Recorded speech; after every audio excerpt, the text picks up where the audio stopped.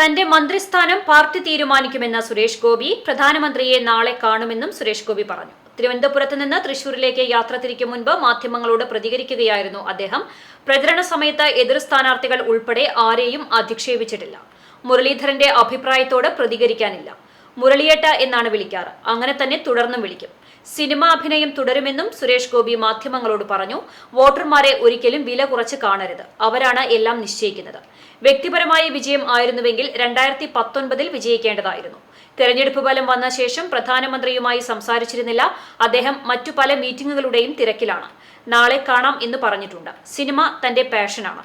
എല്ലാം നടക്കണമെന്നും സുരേഷ് ഗോപി മാധ്യമങ്ങളോട് പ്രതികരിച്ചു. എന്താ നിങ്ങൾക്ക് ഇത്ര സംശയം എന്താണ്? ഇനി അതെന്തിനാണ് വിശകലനം ചെയ്യുന്നത്? നിങ്ങൾ എന്തിനാണ് വോട്ടേഴ്സിനെ അവഹേളിക്കാൻ ശ്രമിക്കുന്നത്? വോട്ടേഴ്സിനൊരു നിശ്ചയം ഉണ്ടായി. അതിനകത്ത് അവർക്ക് ചിലപ്പം വാശിയുണ്ടാവും, വൈരാഗ്യമുണ്ടാവും. അവർക്ക് കഴിഞ്ഞ 10 വർഷത്തെ അവരുടെ രാഷ്ട്രീയ അധിഷ്ഠിതമായ, അവരുടെ രാഷ്ട്രീയ വിശ്വാസത്തിൽ അധിഷ്ഠിതമായ വോട്ടിംഗ് പാറ്റേൺ മാറ്റണമെനി ഒരു ശ്രമം നടത്തണമെന്ന് പറയുന്ന വാശിയുണ്ടായെങ്കിൽ അതായിക്കൂടെ? അല്ലെങ്കിൽ ഈ ഭൂരിപക്ഷം വരുമോ?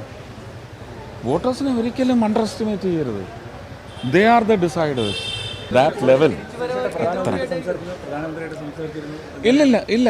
അദ്ദേഹം അവിടെ മറ്റ് പല മീറ്റിങ്ങുകളിലുമാണ്. നാളെ ചെല്ലാൻ പറഞ്ഞിട്ടുണ്ട്. നാളെ ഞാൻ പോവാം. അല്ല, ഞാൻ അതിൻ്റെ എല്ലാം ഞാൻ പറഞ്ഞു കഴിഞ്ഞു. എന്താണ് എൻ്റെ ആഗ്രഹമെന്ന്. അതാണ് ഞാൻ നേരത്തെ ഇവർ ചോദിച്ച ചോദ്യത്തിന് ഞാൻ പറഞ്ഞത്. എൻ്റെ പാഷനാണ്. എനിക്കതെൻ്റെ ബ്രെഡ് ഓണറാണ്.